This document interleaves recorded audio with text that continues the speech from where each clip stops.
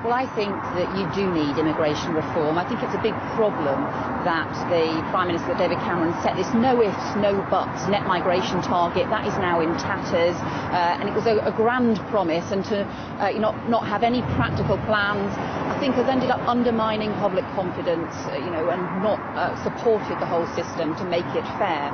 I think there are different reforms that we should have, including stronger border controls. We've said we should have 1,000 more border staff to make sure that visas are enforced and proper checks are done. I also think you have to deal with the problem of exploitation, where you have employers and recruitment agencies exploiting immigration to undercut wages and jobs. That's one of the biggest problems we face.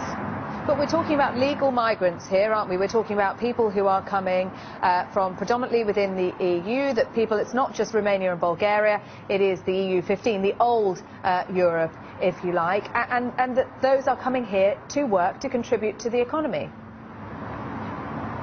Well, we've always had people coming to Britain contributing to the economy, and that will be important for our future, to make sure that we get top talent and investment in our country. But immigration's also got to be controlled and managed so that the system is fair. You talk about immigration from Europe. There's obviously been an increase in immigration from outside Europe as well. When it comes to Europe, I think one of the biggest challenges is about low-skilled migration being used to undercut wages and jobs. And that's unfair on everyone. It's unfair on people who are being exploited, who come here to work hard, but it's also unfair on local people who see their wages and their jobs being undercut.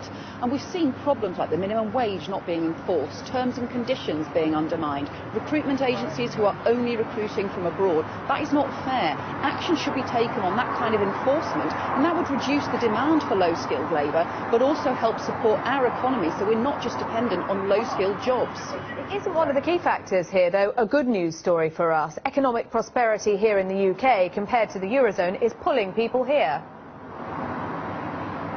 Well, it's important that our economy should grow. We've obviously had real problems with the economy over very many years, but there's also a problem with we're not seeing wage growth. We're seeing too many people now on 0 hours contracts, people feeling left behind, people feeling exploited. If you don't deal with those sorts of problems, then even if the economy is growing, most people aren't feeling it, and that's not fair. So you're right that there's a wider issue about what's happening in the economy. I think we need, for example, to see far more apprenticeships for school leavers, far more support for those sorts of quality jobs for the future, rather than just seeing this shift to temporary zero contract work, and we should be taking action against that.